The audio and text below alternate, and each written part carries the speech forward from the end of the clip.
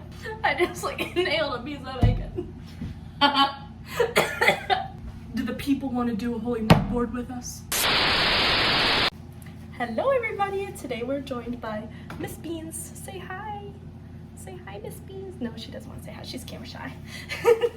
We're gonna be baking a strawberry vanilla cake today while answering your questions about God. And also we have Miss Hannah in the background if you hear a voice. What's up? I'm just kidding, it's actually Jesus just, you know, popping in. My holy people. Yeah, anyway, I'm gonna wash my hands, don't worry. Do you have a mixing bowl? Yeah, they're right there. Wait, am I stupid? Oh, yeah. I see it. I was like, what do you need? Do you need something different? Oh, no, or this is great. Thank you. You need eggs and milk though, right? Yeah. Okay, well, my milk comes from a cow. That is fantastic. We've got milk straight from the cow. Do you see this? That is fantastic. She just shook it. We're shaking it. This is real milk. This cake is gonna be good. Okay.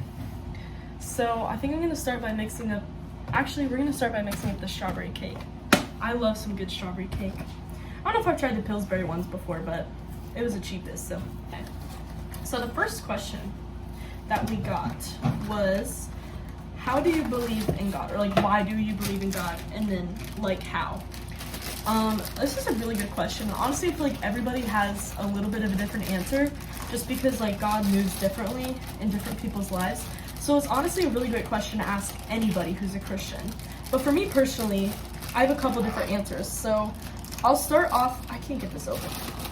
All right, there we go. I'm gonna start off by saying, like, outside of just like my personal experiences, I just like looking at the world around me, like everything in science and nature and things like that, like it leads me to believe in God because it's so perfect and like so specific, and everything has a role and a purpose, and it just knows what to do, like the animals and the plants, and like, you know what I mean? And like plants don't even have brains, and they have all these amazing like functions and things that they do, and it's like everything is so perfectly orchestrated that it just like points me to God when I look at nature. There's a Bible verse somewhere about that. I'm gonna put that down here. But yeah, so like definitely that, but then also, hold on. Also just like my personal experiences. So like in my life, I pray to God, and in doing that, like he's answered, you know, like it can be something silly, like just a couple weeks ago, like I was laying in bed and I had this terrible pain in my side. Hold on. So I was like laying in bed and I had this terrible pain in my side, and it just like would not go away. And like I didn't take pain meds or anything because I didn't want that to keep me up all night. Thank you. I didn't want that to keep me up all night. And so I'm just laying there, literally in so much pain. And it was just like out of the blue too. So I was like, what the heck? And I ended up just praying, and I was like, hey, I was like, God, I was like, please take away this pain. And at first it wasn't really anything. And then I heard, or like I just kind of felt like God was telling me to like just put my hand over the spot that hurt and then like pray again. And so I did that, and like I'm not even kidding you, instantly the pain went away. And it's like there was nothing that would have made that happen in my mind besides God, because like I wasn't on any medications, like it wasn't like they just kicked in, it wasn't like this pain was just a little flash, like it literally was like for a couple hours, like it was so bad. And like that's how, like, just stuff like that I know is God. But then there's also like big things, you know, like with like depression. That's something I used to struggle with, and like I just would pray about it and I'd read my Bible more, and the more I did that, the more that God like brought me out of that, and that like I don't have to live in that state anymore. So it's stuff like that that makes me believe in God. And like I said, like everybody has a little bit of, oh my goodness. Everybody has a little bit different of a story, but that's mine. So anyway, we've got, oh, you can't even see, I don't want to like spill it, but we've got the eggs and the oil. Oil. I think it's so funny when people say like that, oil. Oil. Woo! I've never used it, this is fun. I like it. I am. I got you. Just the ghost line. Oh my goodness. This is beautiful. It smells good. Like strawberries. Oh wait, I was supposed to add a half cup of water too. Or a whole cup. Oops. I got that. Don't worry. Don't even worry. And then also, I feel like a good segue into that because I mentioned it in my story, like, how do you hear the voice of God? Some people, in some experiences, it's like they literally hear, like, a voice, and it's like, I would be talking to you, like, you hear a voice, right? Oh my! Oh, she's getting loose and goose. Okay, this looks more like cake batter. This makes sense. Oh, we should turn the oven on. Oh, true, yeah. Let's see, it says 350. Hot. But then also sometimes, like, to hear the voice of God, it's like more like a feeling. Like, you can kind of feel it, like, in your mind or your body, like, whatever. Like, you just feel like God is pushing you or telling you to do something. You know, he presents himself in so many different ways that, like, it can literally be anything. But the one thing that I will say is that it will always line up with something in the Bible. You know what I mean? Like, it's not going to contradict, like, if it's really God speaking to you. Like, let's say he gives you, like, a message about something you're supposed to do. If it isn't aligned with the Bible, it's not really from God. And that's one way to, like, discern. You can also pray for confirmation and say, like, oh, God, was this really you? Or things like that. And he'll reveal that to you. In addition to, like, what your spiritual gift is, how would you say you best connect with God? Like, what's that look like for you on the daily? We love that. Okay. Let me get this next bowl out. Let me do your dishes after this. This is so many bowls. That's baking, yo. That's bacon, yo. Okay, so my spiritual gift is definitely, like, worship, discernment, anything. And, like, if you're not really sure what spiritual gifts are, it's just, like, gifts that are given from God that help you connect to him or the kingdom, things like that. Hold on, let me get some water. So, yeah, so, like, there's a lot of different things. I'll put some Bible verses, again, like, right here that go along with that. But the thing is, oh, Malanta. All right. The thing is, though, like, how to connect with God outside of just I got it. Sorry, I was struggling to get the bacon in the package. I was like, get in there. But the thing, what was I talking about? Oh, right. So connecting with God outside of just a spiritual gift. So it's good to spend time in your Bible, obviously, because, like, in the Bible it says that, like, the Word is God. So the Bible and the written Word, like, it becomes really, like, a living, breathing truth in your life. And so a good way to connect with him is, like, straight from the source, right? So, you know, reading your Bible. You know, you often hear Christians a lot talking about praying, because that, you can literally just directly talk to God. You can talk to him like having a conversation. It doesn't have to be something super fancy or super whatever. I gotta rinse these off. Push to eject. Pull them out. Oh, you just pull them out? Oh, okay. Those are kind of the basic answers. But then also, God calls us to just be still and focus on him. So often that means, you know, either being still, reading his word, being still, and, you know, just listening to, like, putting on some worship music, and then just kind of like, just sitting in it, you know, like, not focusing on it being about you or you singing or you doing whatever, just, like, allowing God to come and do what he wants to do and speak to you, or, you know, whatever. So that's definitely it. Okay, any other questions you're thinking of? Oh wait, we were talking about what's my favorite Bible story. Oh, yes. Yes. Give it to us. Okay. So I feel like I'm gonna mess this up because it's actually been a while since I've read the specific story. So maybe I shouldn't use that one. Girl, you do whatever. There was just this funny story from Sunday school that, like, always stuck out in my head. Was it Jehoshaphat? Where Don't talk about me like that. But basically, he was, like, this king. I'm probably, like, gonna mess this up so bad, so I'm gonna, like, put the Bible verse in the story in here. But there's, like, this king, and he's, like, sitting on a toilet or something, or, like, doing whatever, and he basically gets like stabbed in the gut, which it sounds so graphic, but like little me just thought this was the most hysterical Sunday school story. But and then like he was so fat, I guess, that it like got engulfed in his stomach, like this sword, and it was like this whole thing. That's probably not a good one. You could choose like Noah and the Ark or something. Right, I could go basic, but nope. I'm trying to think. I also love the story of Esther. Esther's my girl. Esther was a queen, and sorry, I'm like bad at being distracted. I'm not good at doing multiple things at one time. But she just was so faithful, and she really trusted God, and God used her faith to put her in a position where she could just help her people and do what, you know, her assignment was in God. And to me, it's just so powerful, because it's like a lot of people say, you know, certain things about women or, you know, blah, blah, blah, but I'm like, it doesn't matter what other people think.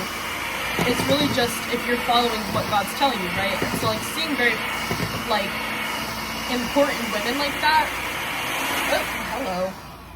seeing important women like that, I just think is, like, so cool. And, like, I love her story because she just was, like, really used by God in, like, the most powerful ways, just because she, like, obeyed him and listened. And, like, she, you know, God can trust you with more when you trust him with more.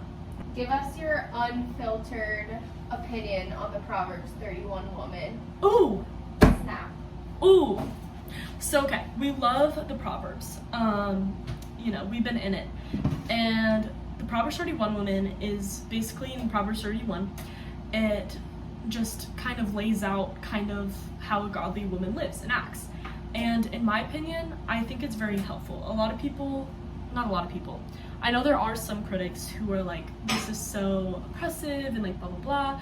God's not oppressing you. But some people may say like it's oppressive, it's this or that. But really when you read it, God's just giving us a guideline of how he created us to live. And so he's saying this is the best way to live for you because I created you. Like if we believe God is our creator, then like why wouldn't we listen to the way he created us, you know? And so it really helps. Like a lot of times, like it says, like you'll hear like she's clothed with what is it, dignity and strength, and something about rubies. I'm doing such a bad job at reciting things today, but and so like, I feel like the Proverbs 31 woman is an entrepreneurial like baddie. No, that's so real though. Because really, like... That's how I see her. She's up at the crack of dawn getting stuff done. She's up at the crack of dawn. She's getting her day started early. Yeah. And that doesn't mean you literally have to wake up at 4 a.m. She manages her stuff well. Yeah, like, she's on top of things, and she's growing and going, and she's just, like, a powerful woman, because it's not saying that the Proverbs 31 woman needs a man to tell her what to do or to do certain things. What he's saying is, like, listen to God. This is how I created you to be. And so, like, literally, when I live, obviously everyone isn't going to be perfect all the time, but when I live my life more closely to how that is laid out, like, I'm so much more productive, I feel so much healthier, I feel so much, like, closer to God, I feel so much better, and it helps me be more energized and motivated, and, like, all of that. And so, like, really, I feel like that's important to look at. The whole Proverbs is important. God draws close to those who draw close to him, you know? Amen. This is true. This is so true. Okay, we're gonna spray this baby down. Whoa. I don't want to do too much. Listen, if you're a baker, God bless you. I'm not. Don't judge. Let's try a piece of this bacon. Thank you so much. You're welcome. Enjoy your bacon snack. Oh. I said hello. It was very random. Shape up. Okay. So the idea is to make a squirrel. Swirl. Squirrel? We're not making no squirrel. Can I show them my lunch? Yes. Look Here how is beautiful. lunch. She's such a healthy girl. Chicken, feta, and eggs. Sounds good. Wait, but you gotta go in with the no sugar added honey mustard. Actually, You just like pour both of them in and then like use a fork or something to swirl it up, right? Yeah, we have toothpicks too. You Okay. could. Oh, perfect. Ooh, that sounds good. Baby, I love the way. What's I do? I don't know how much to each thing. What's that? What's that? What? Like, yeah, or you got No, I want to like over to it. I guess spatula, I think you would. Yeah, okay. I'm trying to like kind of do it where like next time, but I think. True. Sorry. And then, you have more questions? Just a question. You will be like 5 years later. Yes, I have one of those.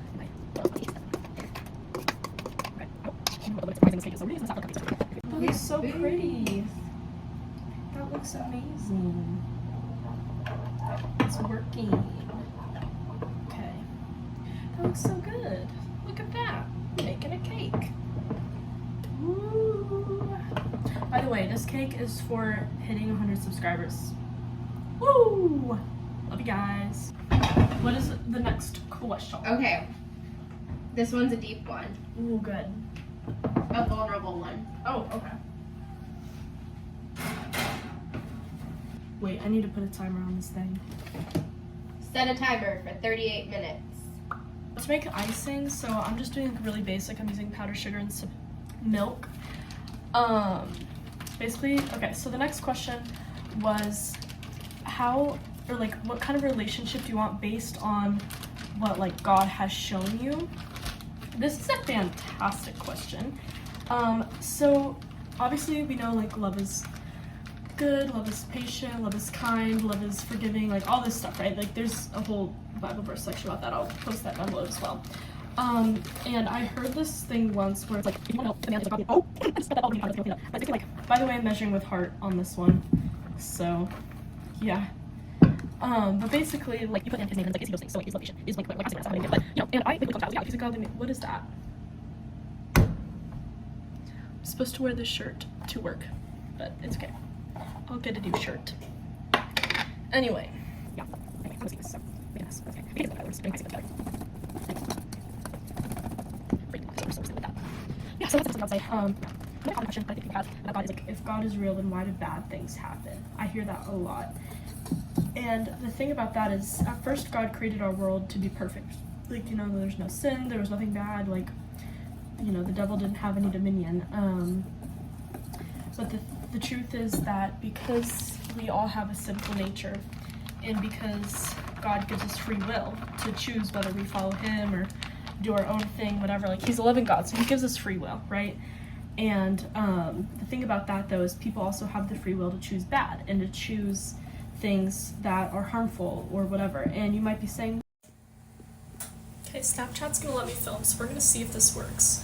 But yeah, so I'm waiting on things to cool off, but I'm gonna finish answering this question. So like, even if it's not affected by other people, like the punishment for sin is death. So like, we weren't intended to necessarily die when God first created us, but because like sin became a thing, death also became a thing. So like deaths and things like that can happen because now we have a sinful nature. We have those kind of things. A lot of that is kind of explained in Genesis when a lot of that happened and went down. But that's also what Jesus came for. He came to save us from our punishment of death and things like that because of our sinful nature. And sinful nature, I've heard someone say this recently on a podcast I was listening to, but a sinful nature is more about a condition that we live in and not necessarily just action. Like, yes, we can lie, we can steal, murder, whatever, like that's sinful actions, but there's also just a sinful nature we live in. So even if you're a good person, we still live in this sinful condition in the world, and that's what Jesus came to save us from. So yeah, I'm gonna update you guys when I get back with this cake. Process is going. Ooh, jump scare. I wasn't a baker. Never claimed to be a baker. Lord is making all things new. It looks really bad, but it tastes good. So I also used the leftover batter to make these little cupcakes. It's not going well. It's not going well because I literally don't know what I'm doing. But you know what? It's a cake. We put it together. That's all you can ask of me these days, so.